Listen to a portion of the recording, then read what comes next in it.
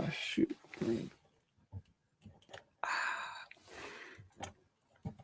All right, welcome to Inboxing, the podcast about email marketing.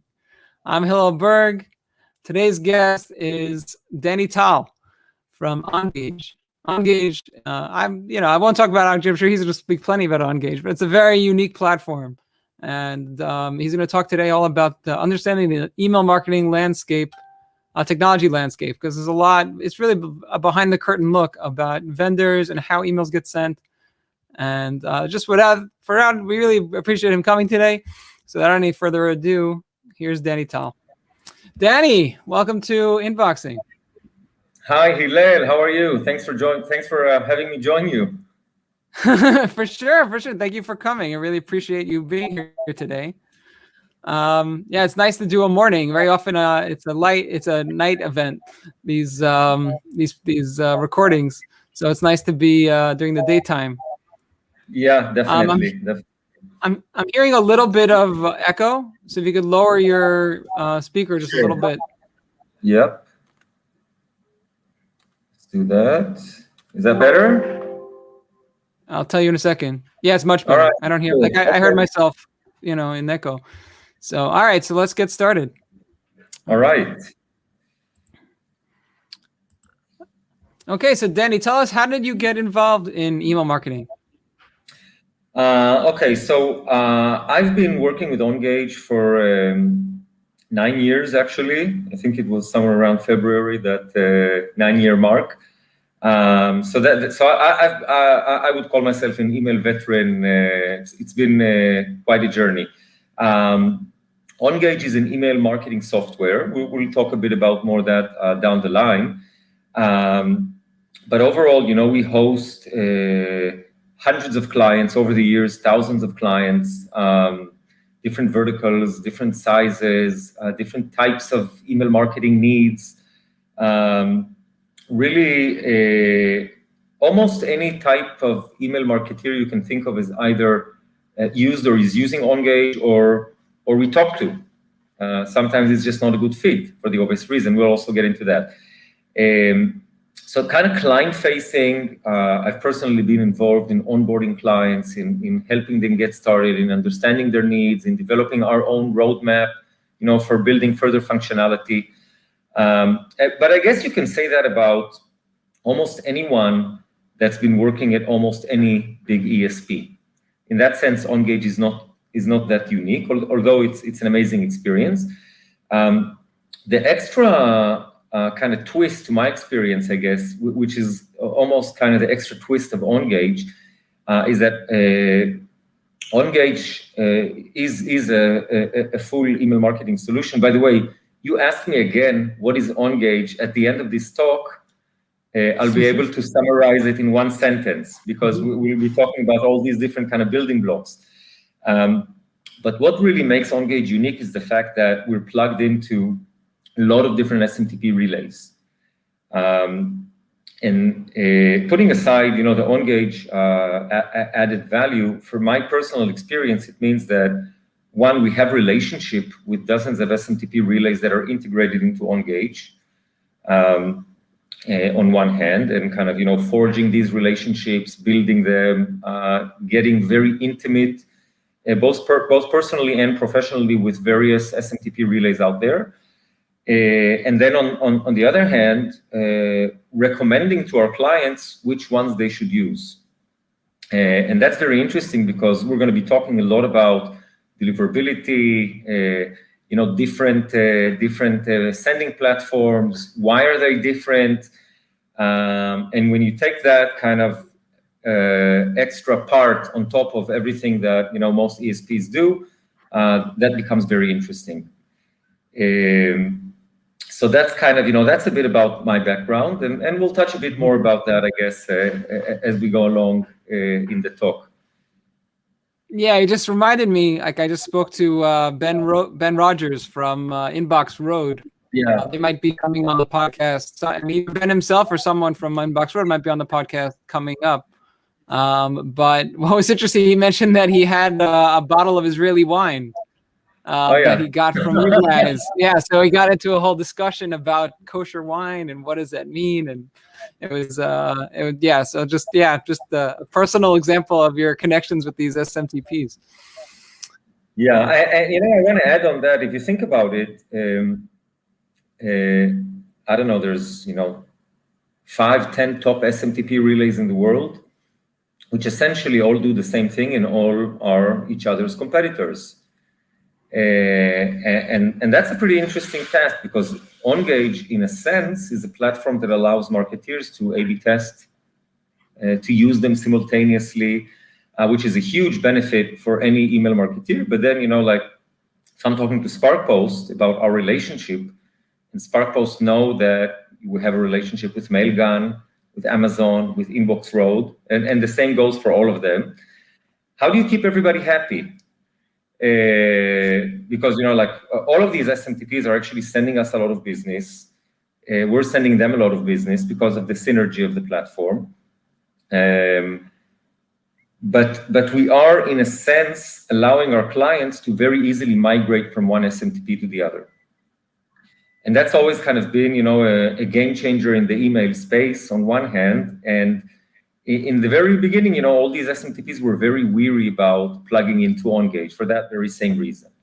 I think we proved to everyone over the years that we essentially we made the pie bigger for all the SMTPs. And at this point, we'll have to kind of maybe go on a bit to the next question so that will add up and make sense. So everything will make sense.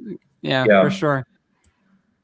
All right, so start explaining. Yeah, what is an SMTP? Okay. What are these things? I don't even know, honestly. All right. So I guess maybe let's go kind of back. I'm not going to do a brief history of email marketing, but just to touch on it, because we can't ignore the context. Okay, so I don't know. First email was sent 47 years ago. First commercial email marketing probably started around 20, 30 years ago. And think about how technology evolved. Forget the last 30 years, the last 10 years, the last 5 years, digital advertising, digital media. There's been huge evolution and technological improvements. And think about the email marketing landscape, which, by the way, it's not even fair to call it email marketing anymore. You should probably call it messaging, because email is one part of it.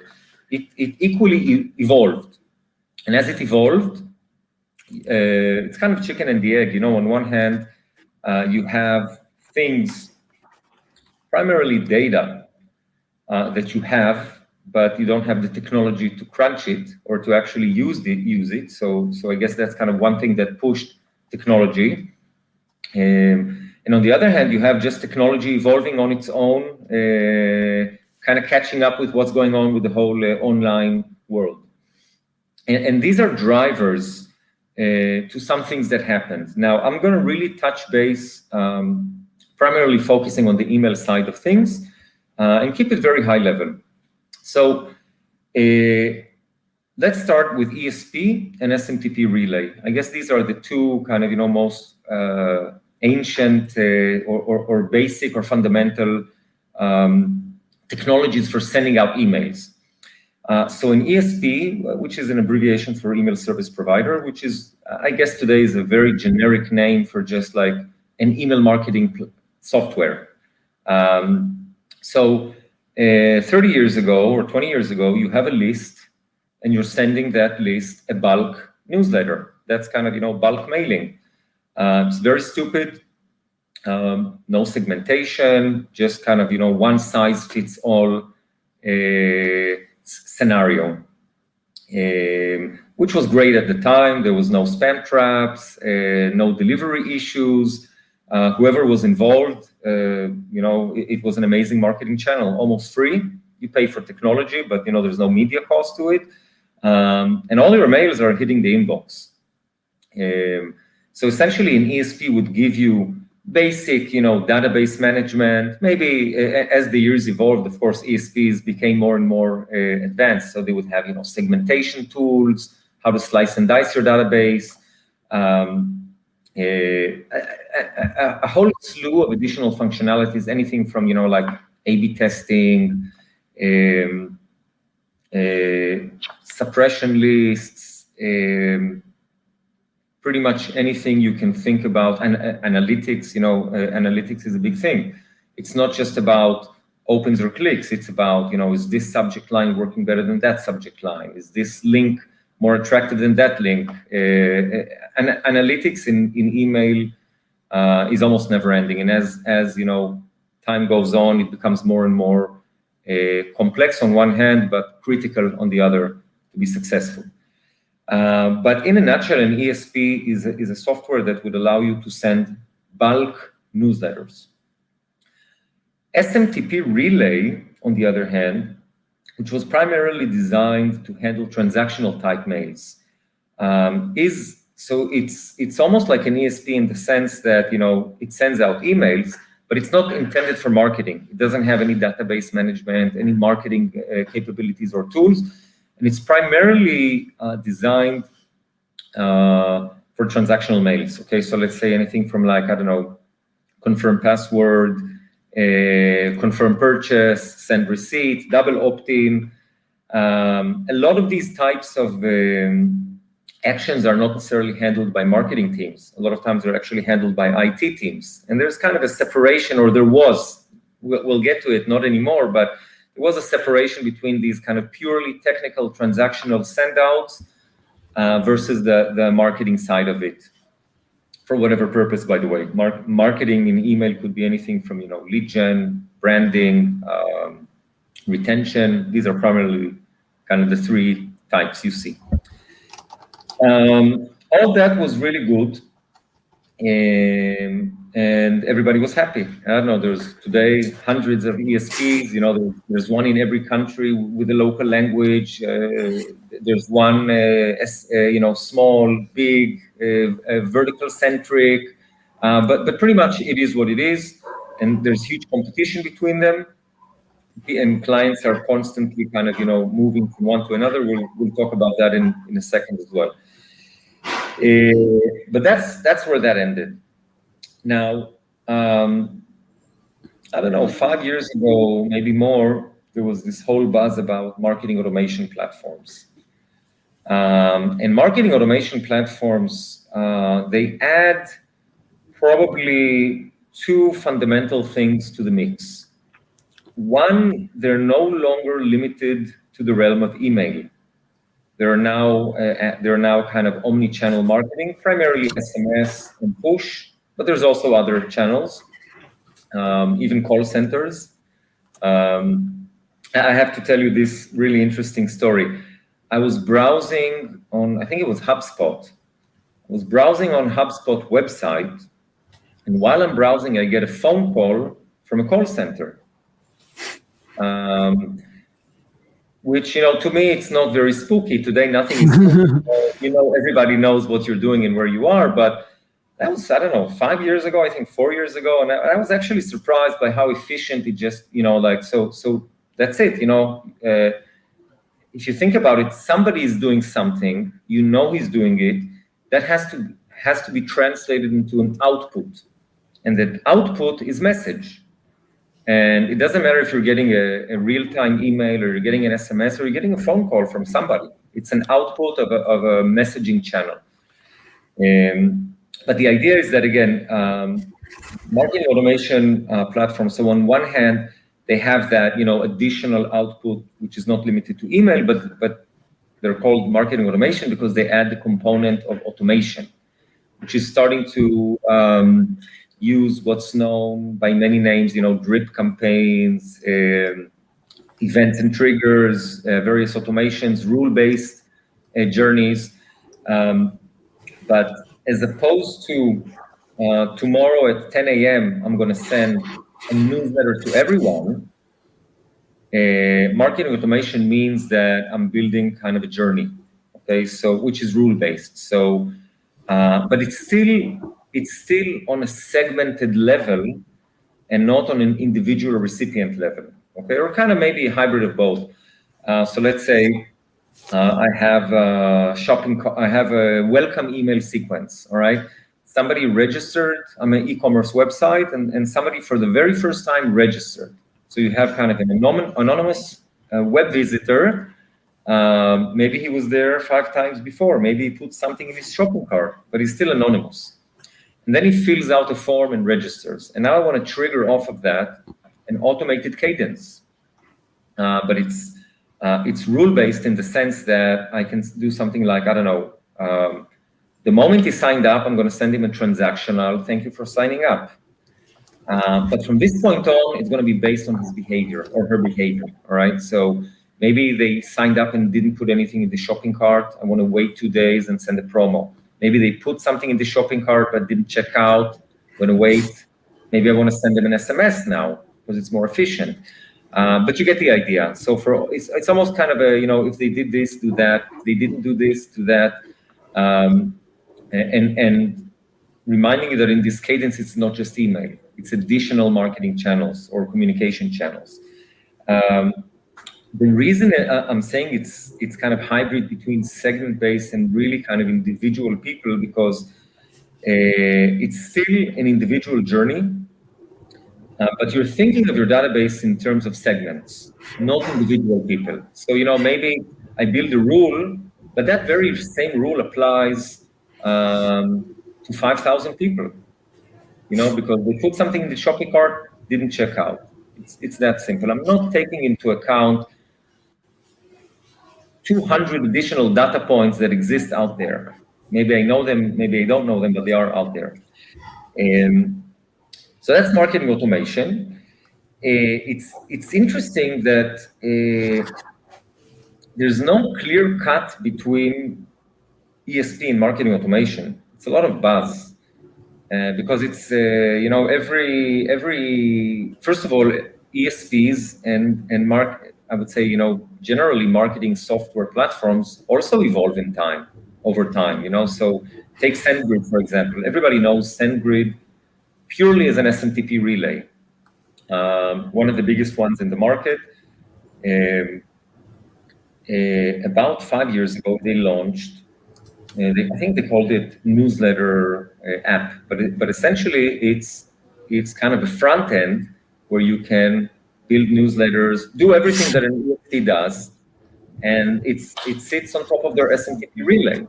The moment they launched it, they didn't do a public announcement to say we're no longer an SMTP, we're now an ESP. I didn't even dwell on that, but in essence, that's what happened. Now their service has another layer on it, and if before that move, SendGrid was limited only to people that need transactional mails, now all of a sudden they open the whole world of new potential customers that need an ESP. ESPs, on the other hand, over time added more and more functionality that now they have journeys, they have elements of marketing automation. Sometimes they have just SMS, sometimes they have just push, sometimes they have everything. So I don't think there's kind of and of course it's a buzzword. So everybody now calls themselves marketing platform, whether it's 100% true or 10% true. There's no kind of Miriam's dictionary, clear-cut definition that either you're up on par with standards or not. I think it's mostly if you're smart about how you market your software, which is similar to email marketing, you don't want to mislead anyone. Think about the funnel. You're not going to say something in the subject line that when they open it, they're going to see something completely different. There's got to be some ratio between how much you can really kind of stretch the truth about what you are. But yeah, so that's kind of marketing automations. Then came along big data. Let's talk about big data for a minute.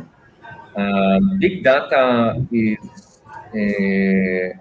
is really conceptually, if you think about it, everything you do online leaves a digital footprint. Okay, Now, I can do something, let's say I'm shopping in a Gap website. Okay, every letter I type in gets captured, even if they don't know who I am yet. Obviously, every purchase history, but it's not just that. If you think about, I leave my digital footprint on their app, on their support systems, on various, obviously, email, even physical storefront. I go to the store. Sometimes they don't even know where in the store you are, because you're using, I don't know, Bluetooth technology. So it's even like I can get an SMS in real time when I'm inside the store, giving me a discount on a specific product that they know I have intent to buy. Okay, and how do they know I have intent to buy? Maybe they know it because of first-party data. I put it in my shopping cart in the Gap website, but maybe they know about it from third-party data. I was browsing the net, comparing prices, asking questions. So it doesn't matter where the data comes from, but well, it matters. There's a lot of legal reasons why first and third-party data, but at the end of the day, marketeers, assuming they work, everything is legal within that country's legal framework, they have a lot of data. And now the challenge becomes not getting data, but translating data into action. So it's always kind of, the technology is always kind of, one step behind, crunching that data.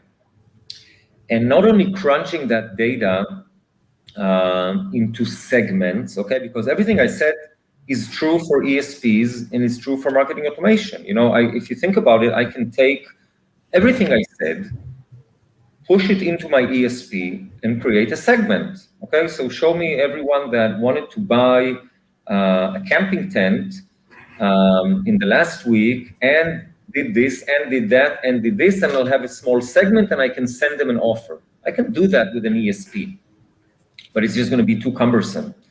The technology wasn't intended for that. So that's where CDPs come along.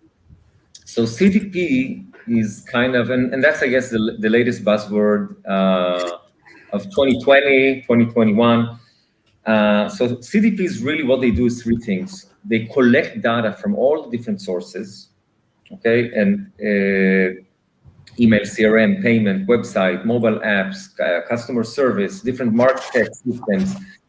And by the way, it's not trivial that they collect it, because like I said, anyone can manually collect data from all these sources and then manually or through an API call push it to their ESP or marketing automation platform. But just that, in some cases, is impossible, or in other cases, just a huge time-consuming human task. So CDPs, pretty much, they know how to collect all that data from different sources. They know how to take all that data, crunch it into a single customer journey. And then they know how to translate that into an action. Okay, now the CDPs are mostly transactional, if you think about it. It's not just segment-based. All these people fall into this segment, and then tomorrow at 10 a.m. I'll send them this email. Or a marketing automation will say, one day after or 2 days after, here we're taking it another step forward. Like I said, I know that you have intent to buy this shirt. I know that you put it in your shopping cart. I know that you're also browsing the website and looking at our competitor's shirt.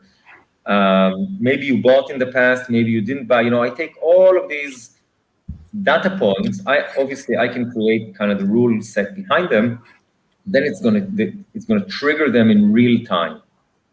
Okay? Real time. It's like predictive modeling. Like, we know a person does this, this, and this. Like, he's likely to do this. So let's send them an email now. That's pretty much the case, exactly. So think about it. It sounds like almost like a dream, right? Why isn't everybody using CDPs? It's it's like, why isn't everybody driving a Ferrari?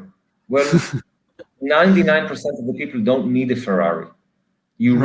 Putting aside, the show, but you really don't need a Ferrari. You need a Ferrari if you're going to be, driving 200 miles per hour, or you need, like a Humvee if you're going to be conquering mountains and hills. So it's really about kind of a good fit, So there's a good fit for every need. And there's still a huge market like SMTPs, ESPs, marketing automation, CDPs. They all have room in the market. They all have more reason to exist. And there's still dozens of them. I'm not even talking about tiny niche ones, like leading brands, and they're thriving. And overall, there's a lot of room to grow. Yeah, but there is a shift, and slowly you see kind of the change happening. Yeah, no, there's definitely a shift, but I think what you're really pointing at is that, the companies that could do CDP need enormous amounts of data and enormous analysis, capabilities.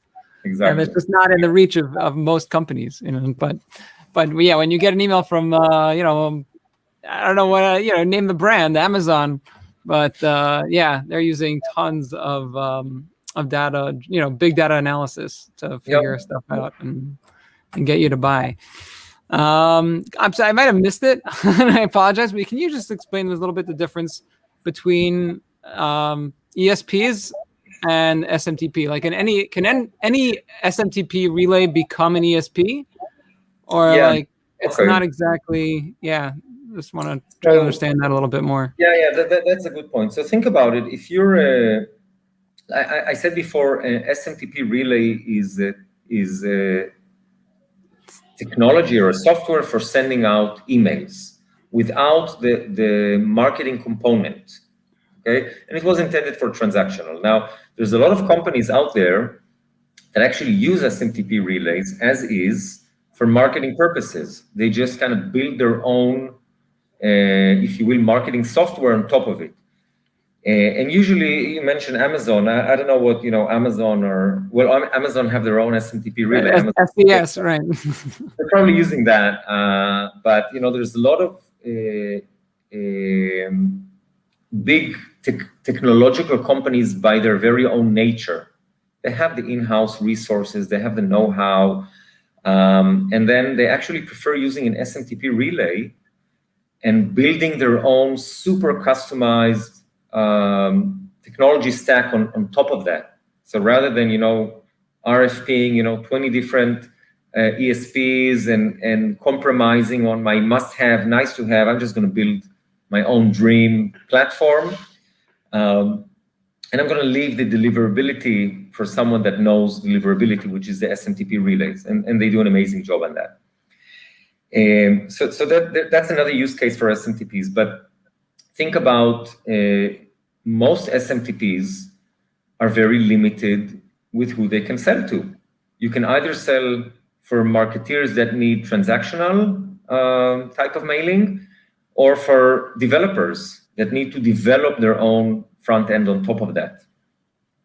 So what they did is they realized they're missing revenue potential, and either they're partnering up, or they're buying, or they're building their own kind of front end to be able to offer a full solution to marketeers.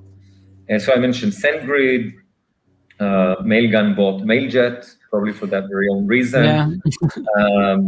Yeah, I'm dating myself, but I remember when I was working at, this is about 10 years ago, we used something called CritSend. I don't know if they're still around. They're still around? Yep, I think so. They're French, I think. Yeah, it was, because it's like pennies per email. Like, it was super cheap. Yeah, exactly. So that's why it's popular. All right, keep going. I'm sorry I cut you off there, but go ahead. So that's pretty much the difference, but that actually leads me to another very interesting part of that kind of landscape, and that's the difference between cloud hosted and on-premise solutions. So everything I talked about is cloud hosted. Cloud hosted in the sense that I'm paying. Oh yeah, there we go. There we go. So, I'm paying a company, usually CPM model or per contact model, it varies. And I'm buying their software. I'm leasing, usually it's leasing their software. I'm leasing their software and services, and they handle my email marketing needs. And it's usually hosted on their servers, hence it's called a hosted solution. On-prem, on the other hand, means that I actually build, or not necessarily build, but I have my own email solution. Okay, so take an SMTP relay and break it down to its core components. So you have an MTA, which is the actual sending software. You have IPs, which anyone that sends an email is sending them off an IP, shared or dedicated. And then you have someone that knows what the hell they're doing. Delivery is a very, very big deal. Yeah, it's not as easy as, okay, I bought the license, I have my IPs, let's start sending. No, it's a huge deal. But the idea is that I can detach myself from paying an SMTP relay, and I can actually do it myself. So I can buy the license. Power MTA is a very popular kind of license, but I can actually write the code myself. I can buy or lease IPs. And then if I know what I'm doing, either I do it myself or I even actually pay a third-party company to manage it for me. For example, Postmastery are amazing at it. What's the benefit of all this? So from a regulatory point of view, which is actually a pretty edge case, but I'll start from that. There's some verticals that, according to law and regulation, are not allowed to keep data in the cloud. Okay, so you see that sometimes healthcare, sometimes financial verticals, they're required to actually hold the data on-prem. On-prem is on-premise, but again, maybe I hold the data in my servers on Amazon, so it's not really on-prem. But I own it. I'm not. It's not with the ESP. But probably a much more common use case is it's cost effective. Okay, so think about it. When I'm paying somebody, if I send $1 million, okay, maybe I pay a higher CPM, but it's going to cost me a few $100s a month. If I send 100 million, if I send $1 billion a month, these costs can really, really start to stack up. And then at some point you're like, okay, well, which is similar to a lot of kind of in-house outsource question. At some point it becomes more efficient to build it yourself and to do it yourself rather than to outsource it. That's all good and true with a small caveat. You have to know what you're doing. Because at the end of the day, pretty much everything about marketing is about making money, not saving money. So you can save tons of money, but then you don't know what you're doing, and you're not delivering. It's not working. So, but we see that quite a lot. By the way, Ongage can also hook up to any on-prem system, and it is becoming more and more common. We see that, especially with the big mailers. There's a third scenario, which usually I wouldn't even mention it, but I'll mention it anyway. If you're a spammer, and you like hardcore spammer, nobody wants your business, then you have to build it on your own. But we don't want these people in the industry, but they're out there, so we might as well acknowledge it. So that's really kind of, in a nutshell, the difference between the two. Any questions on that? Yeah, I'm curious. I mean, from what you said, it makes it seem like, and this maybe explains why there's so many ESPs popping up, because it sounds like it's relatively very easy. Like in terms of the Power MTA, and you just you have an MTA, you have SMTP, buy some SMTPs, and then you have to build the software, but that's like sort of almost the easiest part. Yeah, that's the hard part, but the other parts are easy. That's what I mean. Yeah, well, the cliche, nothing is really easy, of course. But on that point, it's interesting because a lot of the ESPs out there, because it's not easy, they're actually white labeling somebody else's SMTP relay. And you don't even know it, okay? So, and I won't mention names here, but SparkPost and Mailgun actually, and Dime, they power a lot of the ESPs. It's not, sometimes it's a secret, sometimes it's not a secret, but open secret. From the ESP's point of view, they're like, we can build a great software with all these tools. By the way, ESP, marketing automation, doesn't really matter. I'm good at building that, but then, I'm not amazing at the actual deliverability part. So I'll just white label somebody else's technology, bundle it together, and sell it out. I believe probably half of the ESPs out there are using somebody else's SMTP technology. I'm sure. Sure. It's like, it's a natural fit. Yeah. Which, by the way, is not a bad thing. It doesn't. If you're using somebody else's, I have my laptop right in front of me, and I'm using 5 different somebody else's technology. I don't mind. It does its job. So, for sure. I guess that's kind of the most important thing. Absolutely. Yeah. All right. Can you explain a little bit the difference between this transactional versus marketing and then rule-based? Yeah. I guess I probably already did. I think you already did also. Yeah. I mean, like I said, but I did in the context really of the different technologies out there. But yeah, just a quick recap. So a marketing campaign, again, marketing campaign can be anything, can be an AdWords campaign, but in the context of email marketing, it's usually a bulk campaign. Okay, it usually means tomorrow at 10 a.m. I'm going to send everyone a campaign. Now, a lot of people actually think that bulk mailing is primitive, it's dead, it's old, and it's irrelevant.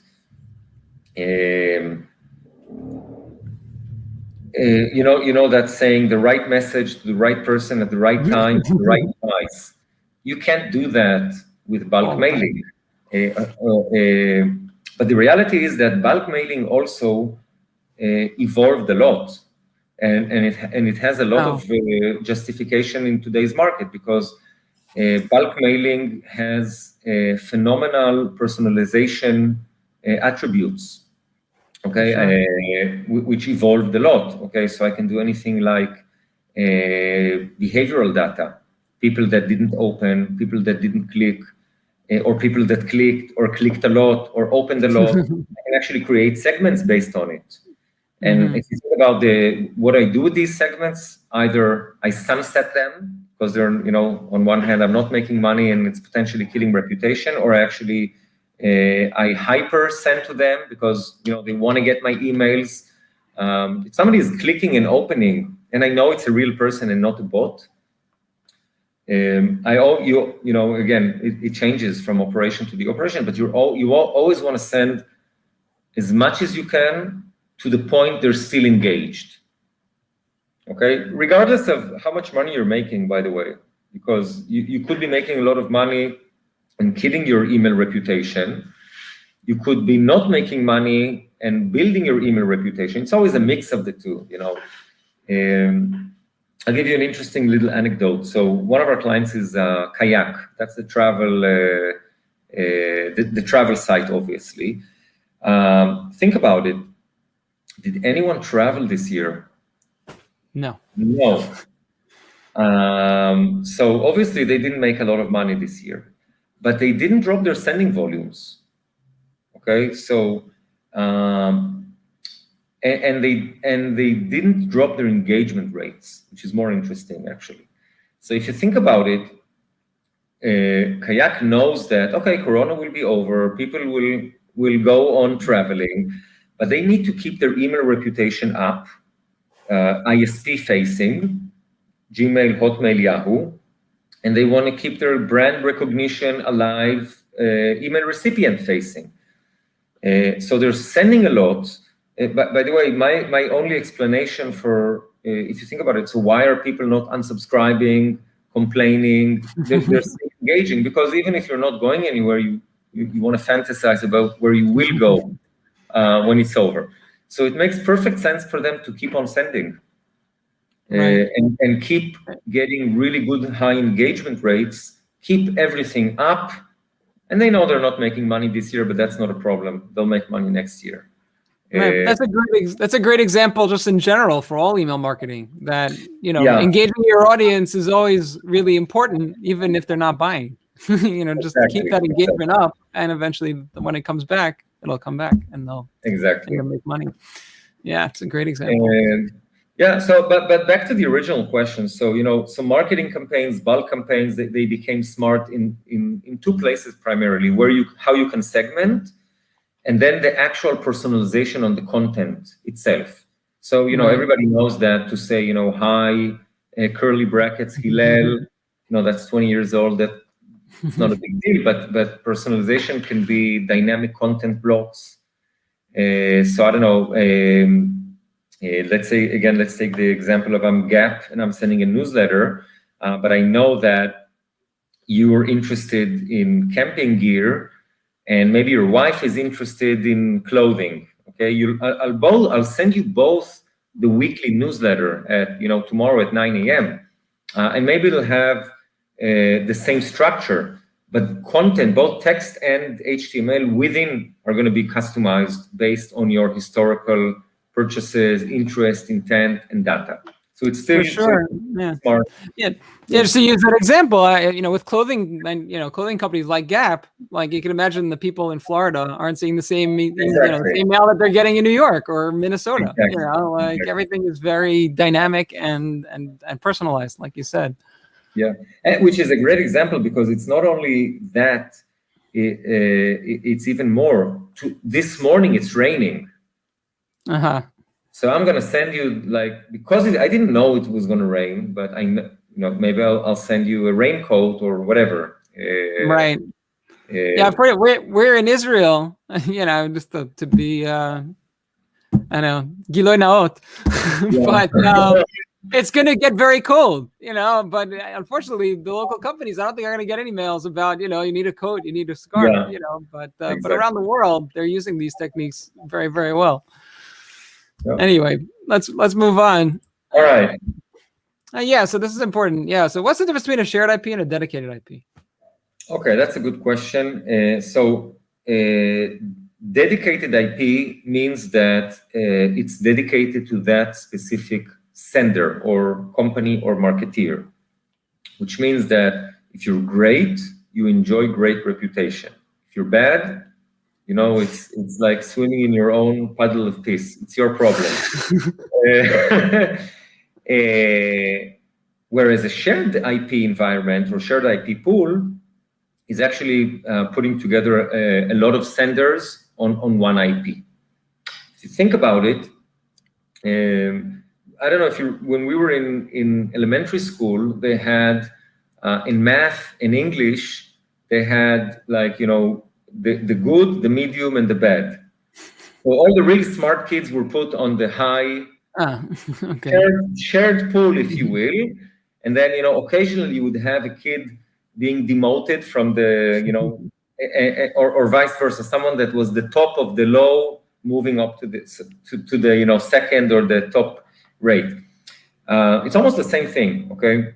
But if you think about it, if I'm in an IP pool and I'm below average, I'm actually benefiting from other people's good sending practices on one hand, and I'm lowering their results because they're paying the price of my bad results, okay?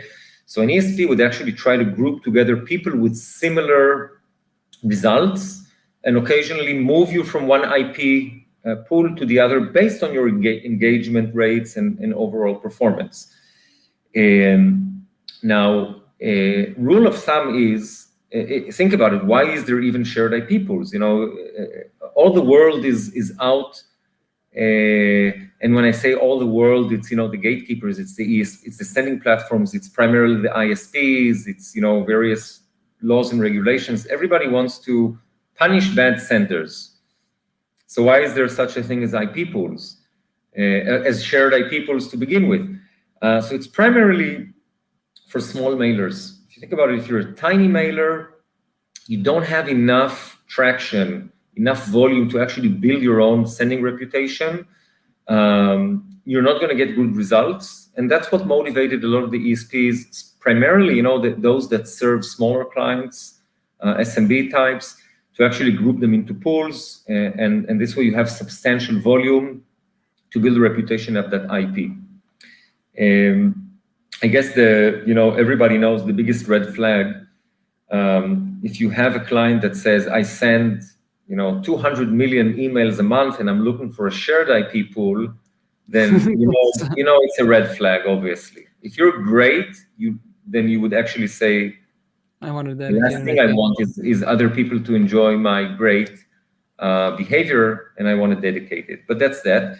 And you also see a lot of times with the bigger ESPs, they're onboarding a new client.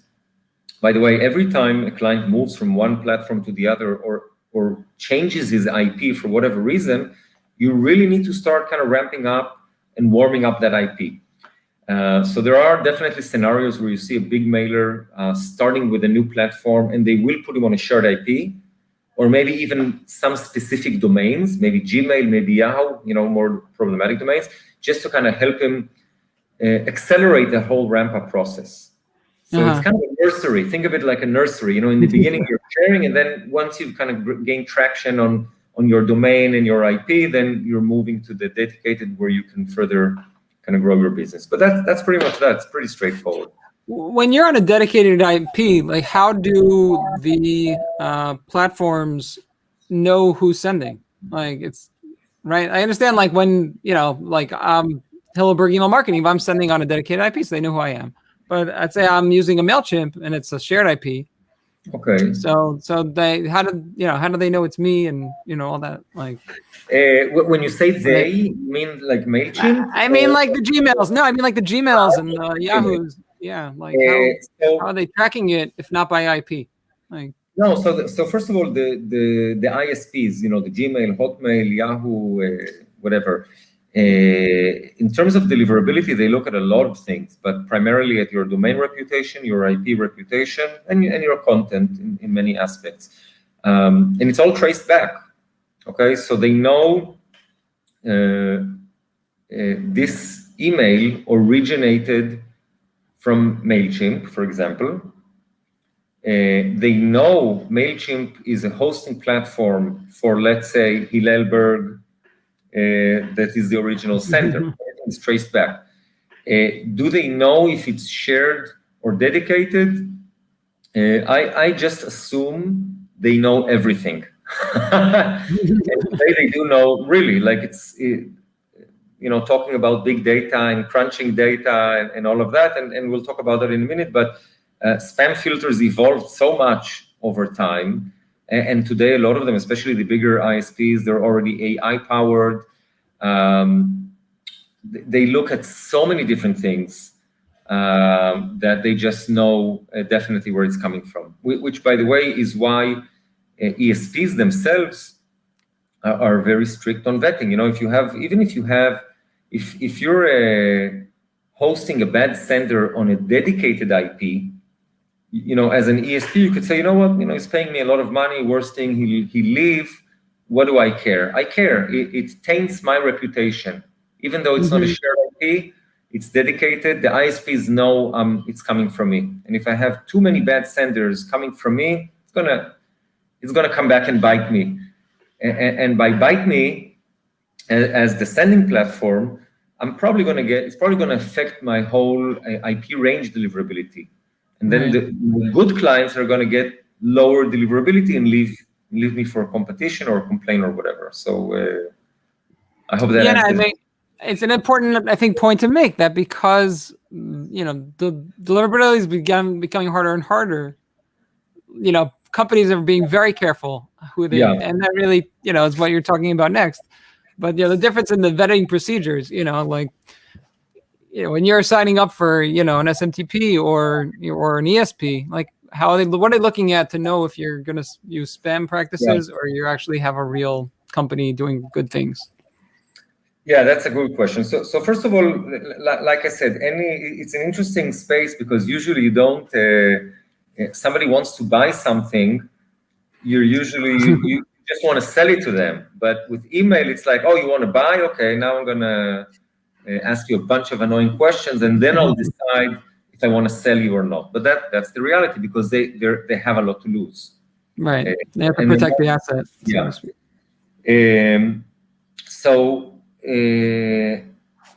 There's a lot of, first of all, there's two different types of vetting. There's human vetting and there's machine vetting, okay?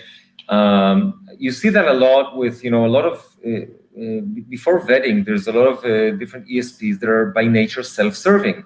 Okay, MailChimp, even if I want to talk to someone, there's no one there to talk to me. It's all self-serving. So I'm not going to get on a phone and go through that process. So automated vetting, by and large, maybe I'll fill in a short form, maybe they'll ask me a few questions online, but anyone can say what they want in line. They're primarily going to look at my domain reputation. I'm registering a specific domain that I'm going to send from. Like in my case, let's say we're doing a newsletter, so it's coming from marketing@ongage.com. Okay, so Ongage.com has history. Maybe it appears on a blacklist, which is a big deal. Usually that's a huge red flag, but it has history on it.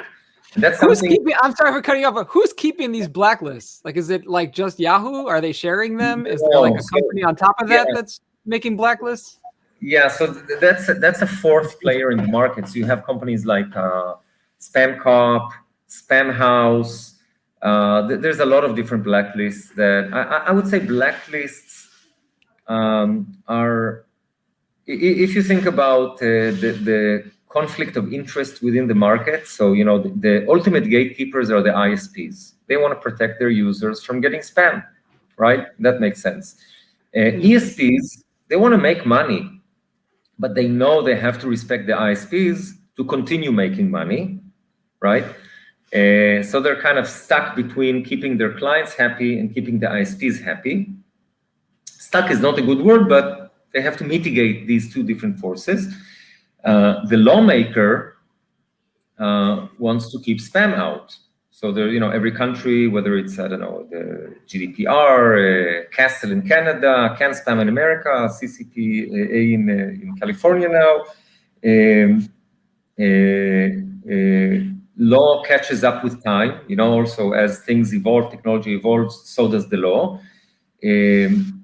But then so I would say the ISPs and the law are pretty much on the same side. Then the spam houses and the spam cops, they cooperate with the ISPs primarily because their agenda is to block spam. It's not to make money. They're not making money. It's almost like a non-profit organization in a sense. And they use stuff like anything from spam traps through a human complaining. You can actually, you're getting spammed and you hit the mark as spam button 20 times and you're still getting that sender and it's annoying. You can actually report and abuse to any of these companies. And these companies will start tracing it back. This message, kind of analyzing the return path. It came from this platform hosted on, I don't know, Amazon, and the sender is this and this and that. So they're kind of a spam police in this whole space. Another layer of spam police that's independent. So, but back to your question on vetting. So I can ask you a bunch of questions, and you can tell me anything you want, right? The proof is in the pudding. So the purpose of vetting is primarily from the ESP's side. I don't want to waste my time on something that I know is not going to have a future. Okay, if I think about from an ESP's point of view, they're not only risking somebody affecting them. That's even less of a risk because I can limit your sending. I can allow you to send 10,000, 20,000, and at any given moment, if things go south, I can block you. It's primarily, I don't want to waste my time on someone that's not going to be a client of mine for many years. Okay. So they would ask you about your sending practices. How do you get your data? Data is everything. Do you buy lists? Do you actually have your own forms? Are you doing co-registration? Are you sharing data? Are you cleaning data? Are you sunsetting data? What types of content you send? Anything and everything that will help them assess you as a mailer.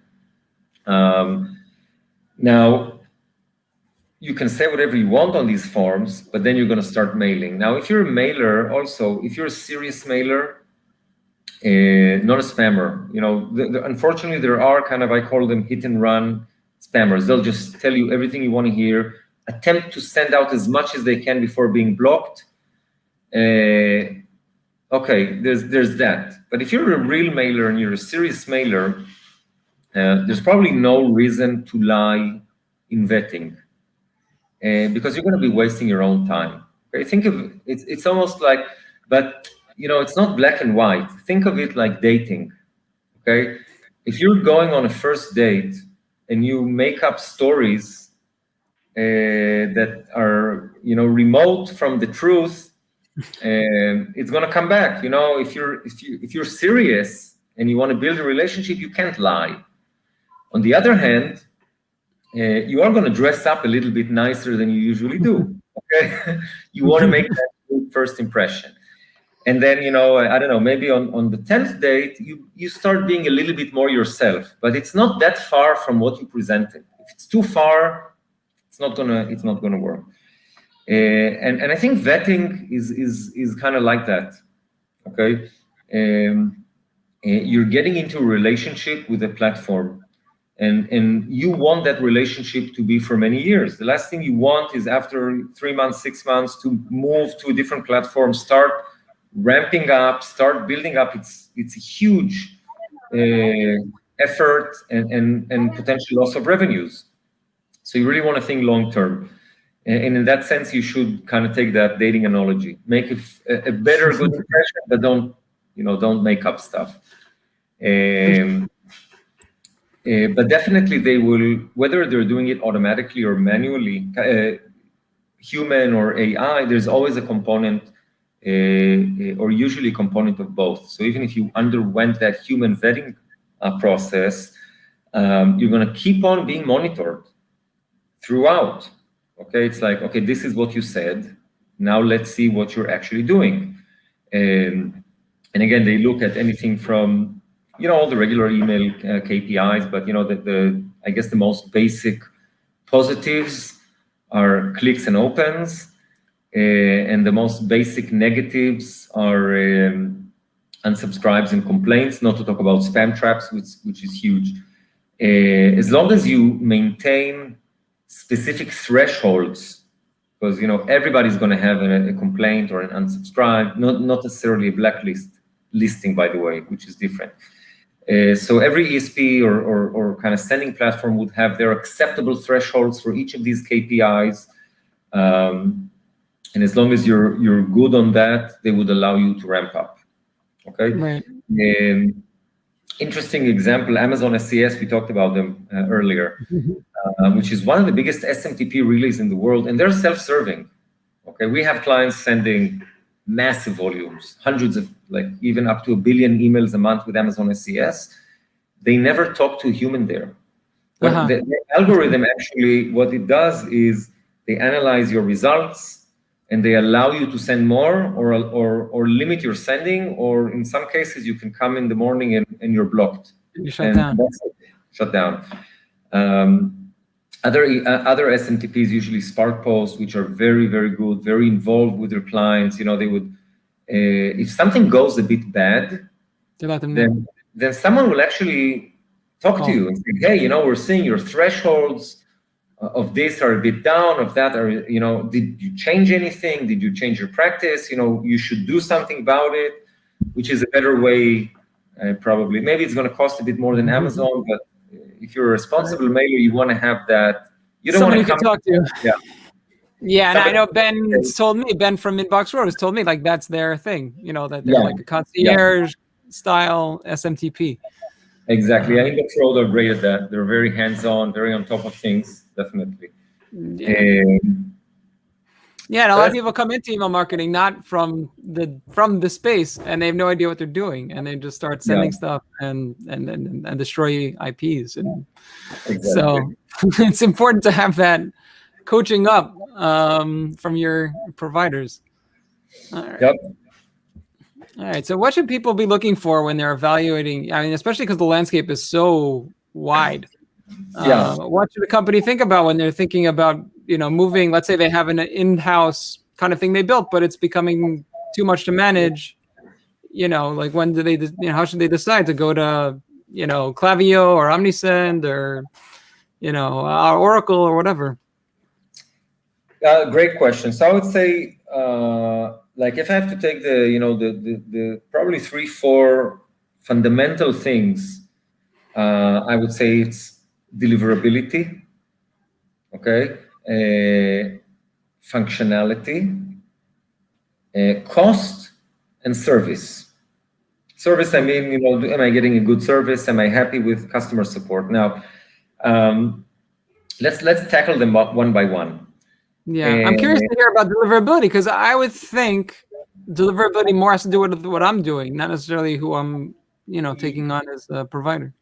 So I guess one of the biggest arguments in the industry, because every mailer that has deliverability issues, he's going to go to his ESP and say, hey, I'm not delivering. And the ESP is going to say, well, you're not adhering to best practices. And they're going to kind of bounce the blame off of each other.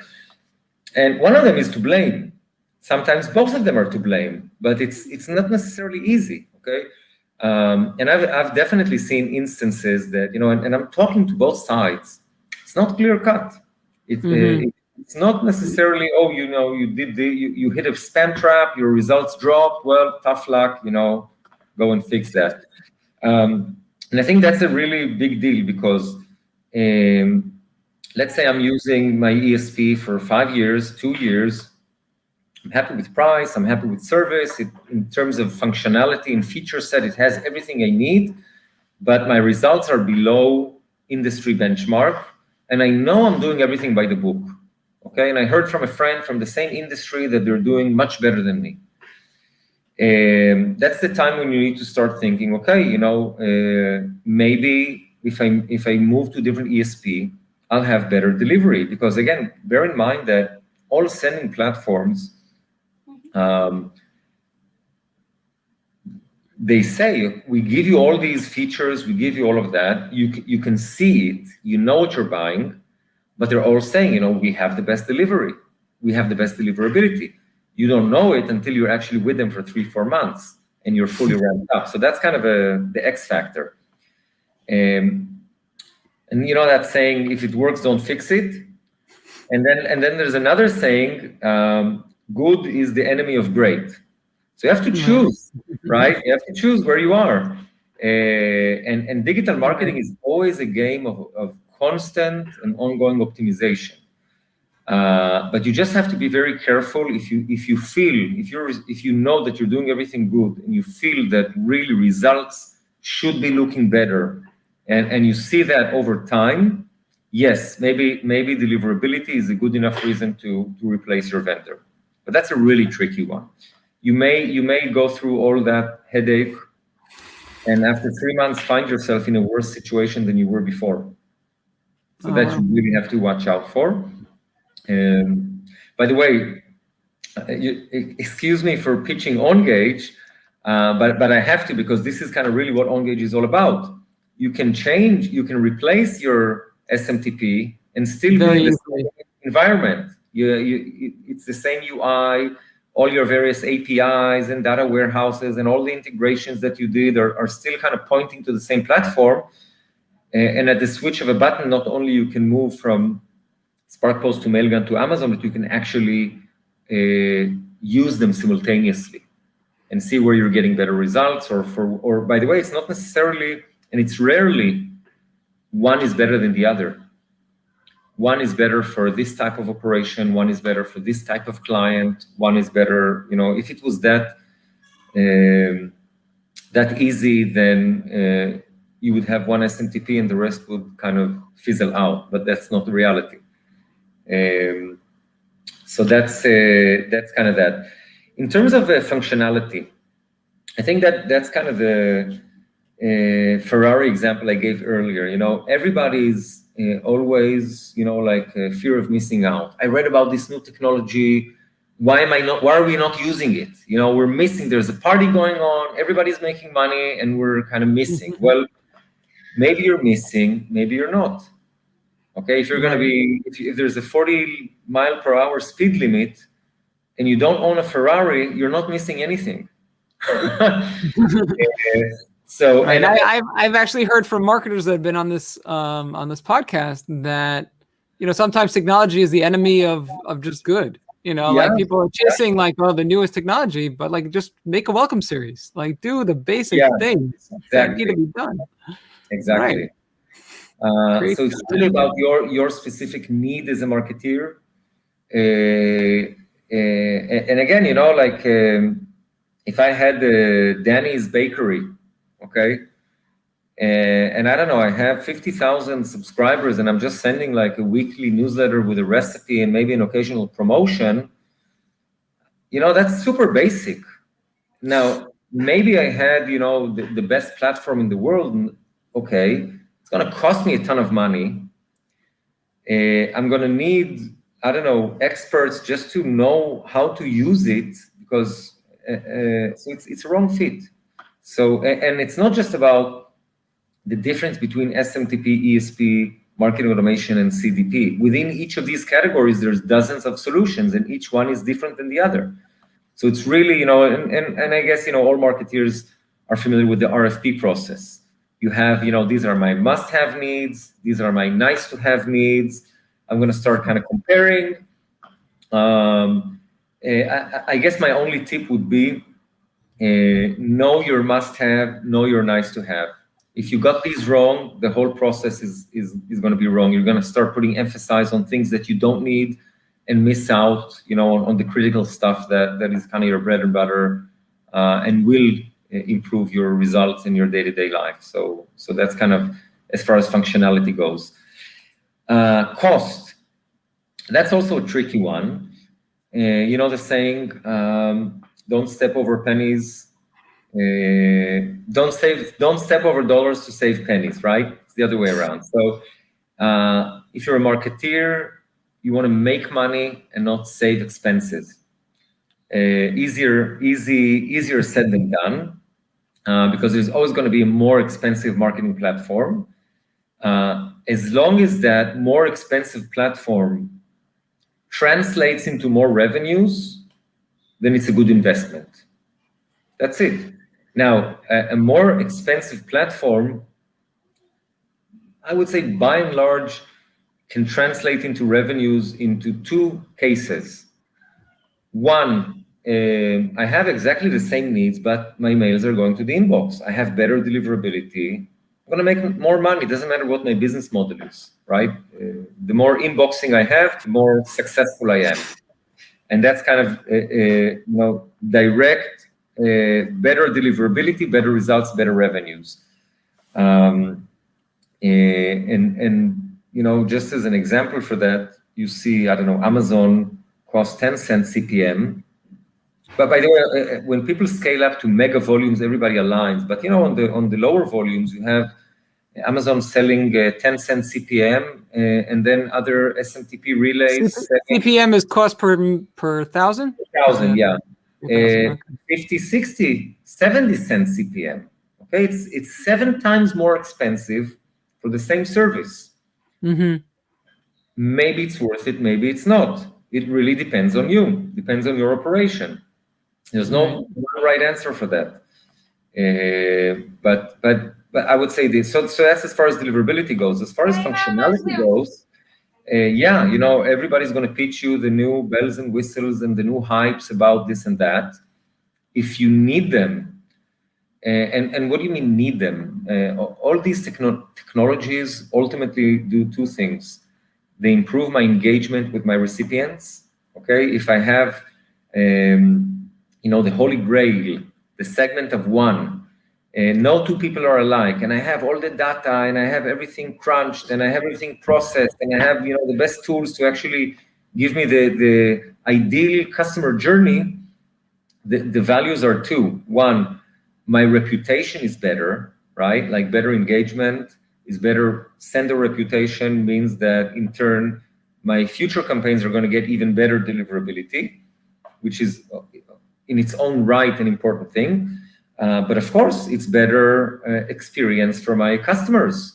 Let's not forget, we're so kind of into the email and the technology, but at the end of the day, you have brands, and these brands have, reputation, and they don't want to annoy people too much. They want to give people what they expect. Think of the kind of generation gap.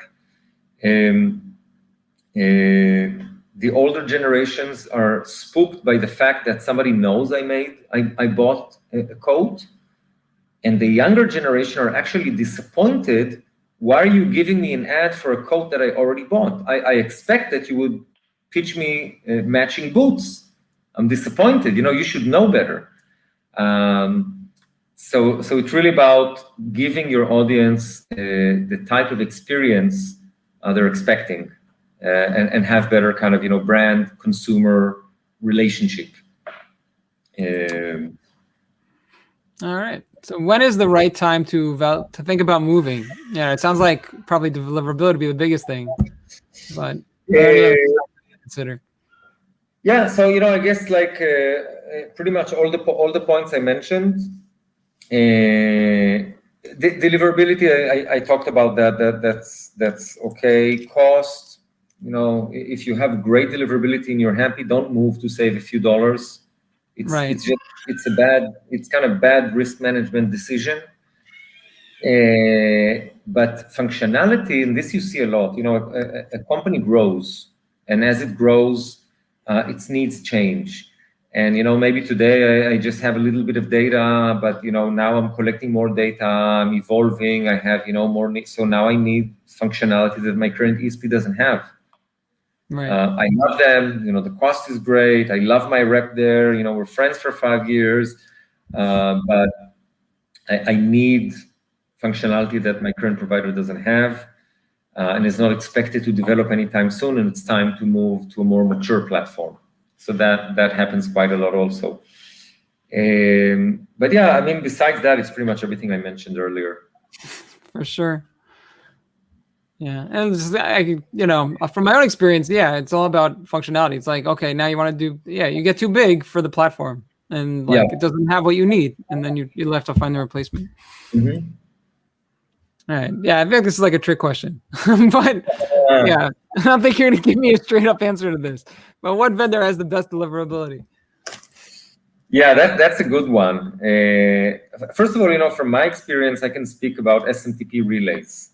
Because that's what our clients use, and that's what Ongage is integrated with. And by the way, we launched our own SMTP relay. So now that we also have our own SMTP, I would love to say, Ongage SMTP has the best deliverability, but no, that's not the case. And I don't think it's necessarily a simple question. If it was, likely there would only be like one SMTP relay. I would say this one: the stricter the SMTP relay is in its vetting process, the harder it is to get into that club, then likely the better results you will have. And I explained that before, So if I'm and by the way, for this discussion, we're not talking about spammers. We're talking about legit mailers. But even legit mailers are, some are different shades of gray or different shades of white. And think of it about a good fit for your need. We talked about that earlier in terms of functionality, but also in terms of deliverability. Okay, so let's say a certain SMTP relay is super strict. Okay, they only take double opt-in. They only take, clean brands. They're very strict in who they take on. They're going to have better deliverability. I would say SparkPost is a really good example of that.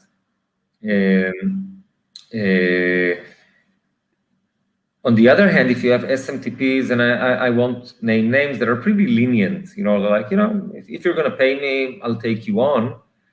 They're probably going to have not as great deliverability, but they're a great solution because there is a market for that.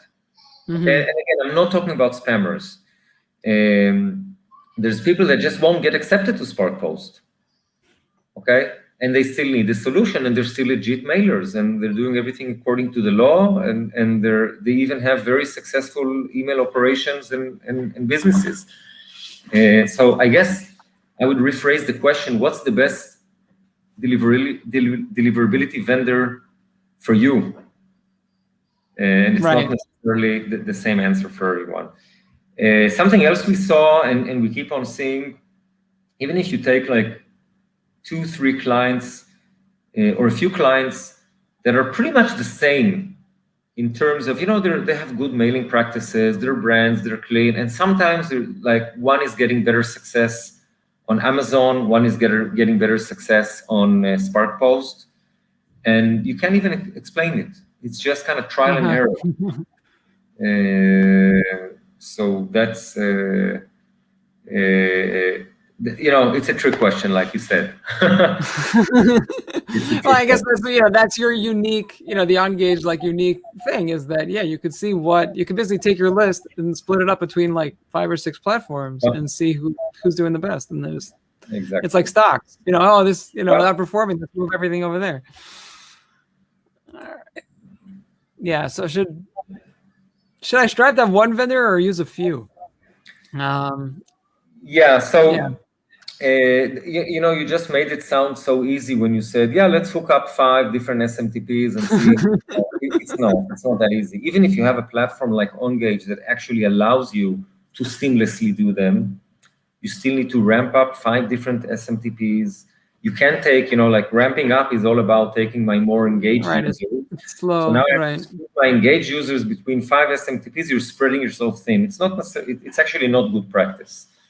But A/B testing 2, A/B testing 3 maximum, or using 3 for different parts of your operation is actually better. Now, again, think about it. If I have the reasons for using multiple vendors, I would say could be for redundancy, okay? But again, so you're never putting all your eggs in one basket. But again, if you're a really good mailer and you're a really clean mailer, and you're using a managed service like Spark Post, you don't really need to worry about the redundancy. If you're using Amazon SDS, you do. You may come in the morning and your operation is over, and you don't even know why. But again, even if you could, let's say I have 3 different ESPs, okay, that are not kind of baked into one technology like Ongage, and spreading your operations across them, you see that a lot. Huge companies that have different departments, almost completely siloed operations. Okay, that's great. They're missing out on something. They're missing data because you have overlap. This person is not opening here, but he's opening here, and these platforms are not talking to each other. So I don't know it, and that data is critical. So the whole point is if you can actually get one picture of it. Okay. By the way, some companies I've heard that use maybe 4 different ESPs and then crunch the data on the back end. So they're not now. But again, all of your going back to big data, everything that person did on that ESP, you want that to build journeys, to build segments, for whatever reason. And if it's separate siloed systems, you're missing out big time. So that I would not do. But that's kind of, I think in a nutshell, the answer to your question. Okay, all right. So what are the keys to getting better deliverability? I think we've touched on this a lot already, but you just sum it up. So I think to sum it up, I would say this: spam filters are so smart today that you know what they say about AI in general. If you ask the engineer why a decision was made, he can't say why it was made, but he can say it was a good decision, right? Because all these AI programs are designed in case of email, keep the bad mails out. Now, if the bad mails are in the spam folder, the engineers are happy. There used to be a time it was rule-based. It's still mostly rule-based. But my point is this. There was a time you could write Viagra in the subject line and separate it with asterisks, and you're tricking the spam filter, okay? My advice, really, don't even attempt to trick something that is most likely smarter than you. You have to be authentic. Like, the only way to really get better deliverability is put yourself in the shoes of your recipients and give them what they want. If you give them what they want, you're getting true, genuine engagement, and you're not trying to steal engagement. You know what I mean by Yeah, for sure. I mean, that comes up almost every podcast. One of my first questions is always like, what do you hate seeing in the mailbox? And it's always things that are trying to trick people to read this. And so no trickery, just be a good mailer, build good content. Yeah, and of course, the more personalization, and journeys, people expect that. Like I said earlier, people today are actually, if you're sending a non-personalized email, they're like, I know on my own level, talk about personalization. So I live on a yeshuv, and anytime they're closing the water on any street, I get to know about it, and I hate it. Like, come on, segment. Exactly. The Arbel Street, tell them their water's getting shut off. The whole neighborhood needs to know about that. Yeah. So that's really my. It's a topic on its own. We can talk about that for hours. But really, my one tip: no tricks and hacks. Be genuine, and you should be good. All right. So Danny's key takeaways for 2021. Okay. So let's start with what we just said. Give your audience what they want. That's kind of the key to everything. Have the technology to support it. Okay, so if you have, if you have a lot of data, and then you need to actually generate these personalized content emails, dynamic content, drips campaigns, automations, whatever it is, make sure you have the right technology stack. Never be in a situation that your technology is limiting your abilities, and never be in a situation that your technology is overwhelming you. So, have the right technology stack for your needs. Another thing we didn't even talk about at all, but, there's various kind of new and emerging technologies, whether it's Beamy, whether it's AMP, various, DMARC is not even new anymore. You have to be on top of these things. To the best extent you can, okay? We don't have time to get into it, but Beamy and AMP is not necessarily something everybody should drop everything and do tomorrow morning. There's a lot of limitations, there's a lot there, but these are hugely interesting opportunities. Not to talk about authentication protocols, make sure, your SPF, your DMARC, your DKIMs are all in place. And I guess, maybe one last thing, think of your email operation as a whole.